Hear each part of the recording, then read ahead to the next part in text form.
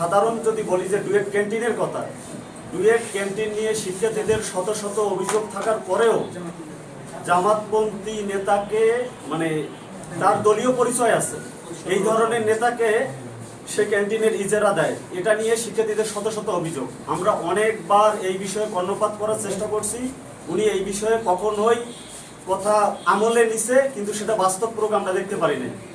তারপরে নিয়োগ বাণিজ্য নিয়ে আপনারা দেখতে পাচ্ছেন যে বাংলাদেশের প্রথম সারির মিডিয়া থেকে শুরু করে অসংখ্য মিডিয়ায় ওনার নিয়োগ বাণিজ্যের বিষয়ে চলে আসছে। যদি আমি উল্লেখ করি যুগান্তর, কালের কণ্ঠ, জনকণ্ঠ, এই ধরনের পত্রিকায় ওনার যে এই যে নিয়োগ বাণিজ্যের বিষয়টা একপাক্ষিক দলীয়করণ এবং এখানে অর্থনৈতিক লেনদেনও থাকতে পারে।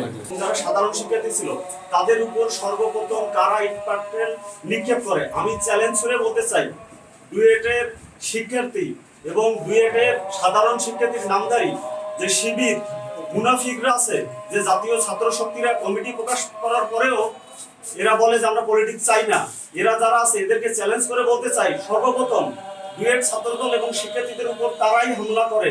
ডুয়েট ছাত্রদল কখনো তাদের উপর আগ্রাসী মনোভাব পোষণ করে সেখানে যায় নাই। তো এই জায়গা থেকে আমরা বলতে চাই যে তারা যেহেতু গুপ্ত পলিটিক্স করে অভ্যস্ত, তো ওই জায়গায় তারা ওপেন পলিটিক্সে টিকতে পাবে না।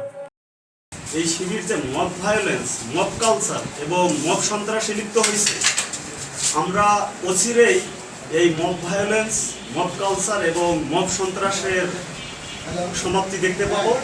এই ডুয়েট থেকেই এর শুভ সূচনা হবে।